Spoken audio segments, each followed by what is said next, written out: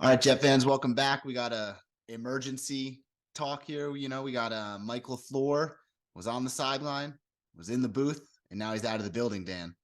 I think we kind of saw this coming in a way. I think there were a lot of different possibilities or routes we could have gone. I don't know if this was Woody Johnson driven. It kind of seems like it doesn't even seem like a knee-jerk reaction, right? Because like we've said in video, like we said in our Dolphins pre-wrap, we didn't score five games this year. We didn't score a touchdown in 15 points in these final three.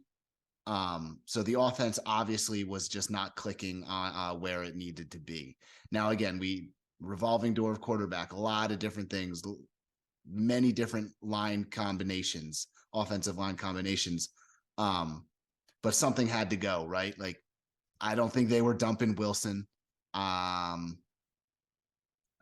don't know, man. It's hard to blame that all on injuries because this is a next man up league. That's the culture that Saleh wants to preach.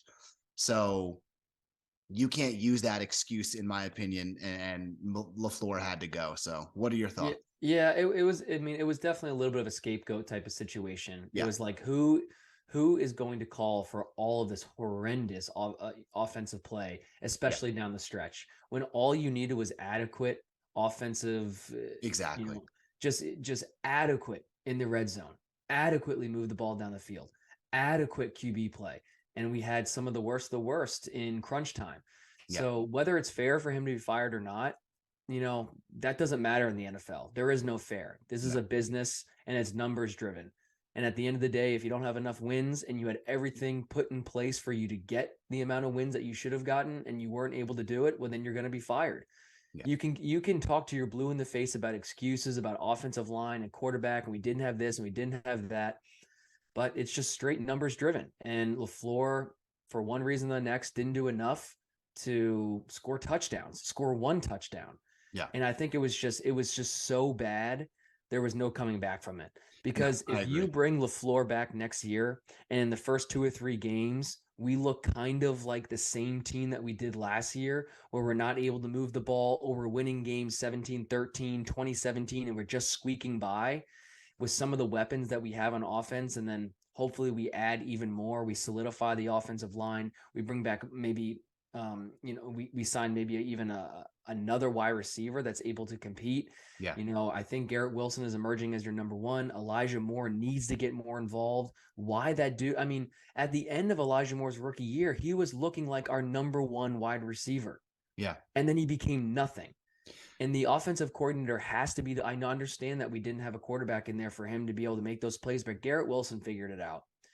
And we just too much was going on. Too much has happened to bring Mike LaFleur back. We need a big switch. I'm sure it was tough for Saleh. Yeah. He has legitimate family ties to a certain regard with Mike LaFleur. So I'm sure it was tough for him. But at the end of the day, it's a business. You need production. He wasn't able to provide production. And that's that. We need to turn the page and bring somebody else in here, bring a veteran in here with a veteran quarterback. Let those dudes run the way. Let our defense do their job, and we're a playoff team. Yeah.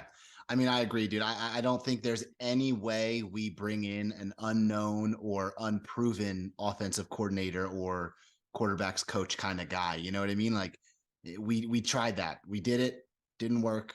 And if that was Woody Johnson, if that was Woody Johnson's doing, well, then good for him. That was probably the best thing Woody Johnson's ever done for this franchise. There's a lot of people saying that, like, yes, it's like LaFleur was the one who had to go, right? Saleh's not an offensive minded. And Zach was not going to go. He just wasn't going. No, like LaFleur was the guy. His ending interview or end of the season interview, he sounded like he was done. Like he was out. He knew the writing was on the wall. But like, there's a lot of people out there. And again, a lot of people that said, if that's a Woody Johnson thing, it's like, that has now broken the integrity of the power regime that we have of like, true. That's Woody not what Johnson, we were told. or like Robert Saleh answers to Douglas answers to, what do you call it? Answers to Woody. And it's like, you've got to trust your coaches. Now you gotta think Joe Douglas and Saleh both know that their seats are hot if they run it back with LaFleur again everybody's gone. There's a chance that if Saleh and Douglas will keep their jobs next year if we're sniffing at a wild card in the play. You know what I mean? Like if it's going down to either the last week or we're in the playoffs. You got to think there's going to be a playoff mandate. No, there is. It doesn't matter what happens. Yeah, Saleh's job is on the line 100%. Yeah. If you don't make the playoffs, even with everything Joe Douglas has done for this franchise, I mean, dude, we were right there. You were good enough to make the playoffs. You just were. All you needed was just a decent quarterback. You can say this till you're blue in the face. And score 20 points a game. Score 20 to 22 points a game, and we have 11 wins. Yeah. Something had to change. We obviously knew they're not giving up on Zach. They've made it very clear that he is going to be a part of the future of this franchise within one aspect or the next. Yeah. Whether it's a starter at some point next year, whether it's sitting the whole entire year until his fourth year, and then he comes in, he's going to get another shot at being this franchise's quarterback. Yeah. And I don't know when we're going to see that, but he's going to have a shot. And they just couldn't risk it. They couldn't risk bringing back Mike LaFleur. I don't think the relationship between Mike LaFleur and Zach was fantastic. I don't think those two really gelled very well. They were both. You can't have, and this is where I fault Saleh. You can't have two guys figuring out who they are at the exact same time. When those are the two guys that run your whole entire offense. Yeah. The two biggest pieces of your offense, the guy calling the plays and the guy throwing the ball, those two dudes are trying to figure out who they are in the NFL. That's on Saleh. Saleh took a coin flip and was like, hopefully this works. And guess what? It didn't work, and you can't go 3 years into this type of regime that does not work. So Steve Young came out, I think it was either this week or recently on a podcast, and was like, obviously Steve Young is very close to Zach Wilson. They were both BYU quarterbacks. Yeah. Too close. He's somewhat too close. Maybe. I don't know. I have no issue with media guys being friendly, or, Steve Young was a very successful quarterback in the NFL. So if he wants to kind of mentor Zach in a way, then that's fine. But what he kind of alluded to was that Mike LaFleur played a little tough love with Zach Wilson when Zach needed a nurturing kind of thing. Now, again, how that looks on Zach Wilson, it doesn't look right. It doesn't like he's look a little good baby. Either way. Like, it doesn't look good either way, to be honest. Like, you are professionals. You're there to do a job. Find a way to work together. Obviously, they couldn't do it. But yeah, so he's out. Who's in? That's and the big question it's kind of one of those things. It's a little bit bittersweet because I think Mike LaFleur didn't exactly get a fair shake. He had a very shaky offensive line, and he didn't have any consistency at the QB position. Yeah. But again, at the end of the day, there are no excuses for how he finished the year. I wish you're the coach. And guess what? In his next endeavor. And LaFleur, if you want to keep saying that it's on me, well, guess what? It is on you, and now you're gone. Exactly. Because it is on you. At the end of the day, it is on you. And you didn't do enough to develop Zach, to put this team in a position to be successful. You should be able to win with this defense and with some of the weapons we have on offense. You should be able to win, dude. That the Vikings game, we had too many red zone opportunities, and he didn't get it done. We got to score more than 2 touchdowns in the first quarter. We had a healthy Mike White in there, and he had no idea how to get in the end zone. Those plays were not working. So you can say, like, he didn't have this, he didn't have that, but at the end of the day, there were the opportunities there. Yeah. The Bills game and the Vikings game, the opportunities were there to win. And honestly, we kept saying this play calling is not good enough to get it done. Yep. And you got to go. We needed 2 wins. Two wins would have gotten us into the playoffs. Yeah. You got to go. It's a cutthroat league, and that's a cutthroat decision. You just got to go. Yeah. So, I mean, there's a lot of guys out there now that, who do we want? Who do, obviously I think, we have our choices for our quarterbacks, right? Like, I'd love Rodgers. I think that's a pipe dream. I'd love Lamar Jackson. I think you and me both, man. Another pipe dream for me for offensive coordinator is Frank Reich. I mean, he makes sense. At least offensive, assistant in some regard. Won a Super Bowl with Nick Foles at quarterback. So you'd got to think he can do something with Wilson White if we go that route, or if we go Jimmy G, Carr, something like that. You think he's got to be feeling real good about his chances of running a productive offense. And if we go with Lamar Jackson and Aaron Rodgers and you get Frank Reich, I think if that happens, that's like the perfect storm, right? That's big.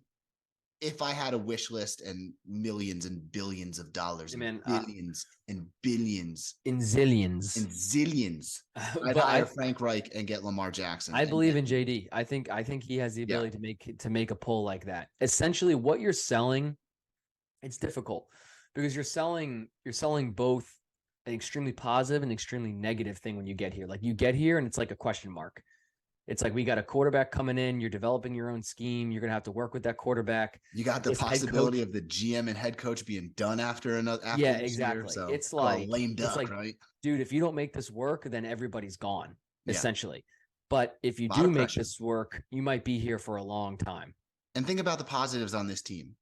Two of the best young offensive players in the league right now, right? Like two Yep. budding stars in Yep. Garrett Wilson and Breece Hall. Two very, very serviceable tight ends in Conklin and Uzama. We Jeremy have Ruckert. Elijah Moore and Jeremy Rucker. Don't forget he's another positive young He'll guy. be big next year. Breece Hall, Bam Knight. We got a very good running back room. Now again, Breece Hall is going to be a question mark coming out of his injury. He's ahead of schedule, so wish him the best. And again, you want to say our offensive line is bad, but on paper we've got a lot of injuries coming back. We've got Max Mitchell. Hopefully he figures everything out with the blood clot issue. Hopefully we got Mekhi Becton looking slim and trim, actually looking slim and trim this year, coming back. Hopefully he's doing well.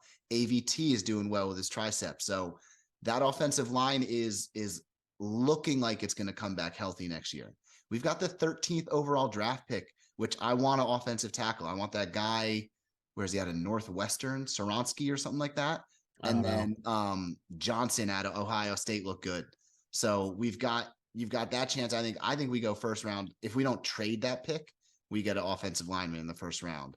And then you got a phenomenal defense to back up on. You know what I mean? So I don't think this offensive coordinator position looks as undesirable as a lot of people. Yeah, you have a lot of weapons, man. There's a lot of, and that was my second part. Is like there's a Yeah. lot of enticing parts to this offense where it's like, okay, wait a second, I might have the offensive rookie of the year in Garrett Wilson if Kenneth Walker doesn't beat him out. Yeah. I'm gonna have one of the best running backs in the game. I have a decent supporting cast and wide receivers depending on what to do with Corey Davis. Hopefully they make some sort of a splash move or bring in somebody else D-Hop? if Corey Davis goes. D-Hop, that would be unbelievable. And then you got Elijah Moore, and I don't know how, working Braxton into the mix somehow. I'm going to do a video about Braxton because, man, what a letdown towards the end of the year. Yeah, definitely. That's my favorite player, man. He was my favorite player. Yeah. Him and DJ Reed. So, yeah, man, but we'll break down the rest of that. But you're absolutely right. It's both enticing, but trepidatious in a lot of ways. So yeah, Frank Reich's obviously that top of the list for me. Again, pipe dream, maybe, who knows? He's probably going to get head coaching position calls. So who knows? He's got the tie to Douglas. You've got the quarterback coach. A lot of people are talking about him. Daryl Pennell, I think his name is, out of Miami. Worked with Saleh in Seattle. So who knows that? Cliff Kingsbury? No, I don't want him. We could have had him as a head coach. You never know. He just got fired. No. He may come back. I am not back to the Jets. Fan. He was the quarterback for the Jets for a little while. So, yeah. But I think one thing we know for sure, there are a lot of candidates out there this round. One thing I know is we're not going the unproven route. And if they do, I think that'd be a very silly move by Saleh and Douglas to go the unproven offensive coordinator route. So agreed. Yeah. So yeah, here we are. Right, man. We'll see when we get this hired. I think the Jets we're going to be at least in more exciting hands now moving forward. I think bringing Mike LaFleur back, it just was like, you're just crossing your fingers and you're just wishing for the best. And that dude would have had a huge target on his back. Like, you better not have a bad first or second game, like Zach did when he came back. So bringing in somebody brand new, give you new blood, more excitement. And that's what this Jets offense needed. You couldn't have the same old thing. No, I agree. It wouldn't be a Jets offseason if it wasn't absolutely wild. Seriously, and every absolutely year giving us hope to just crush us come September, October time. So every year. That's right. All right, man. Talk to you later. JETS. Jets.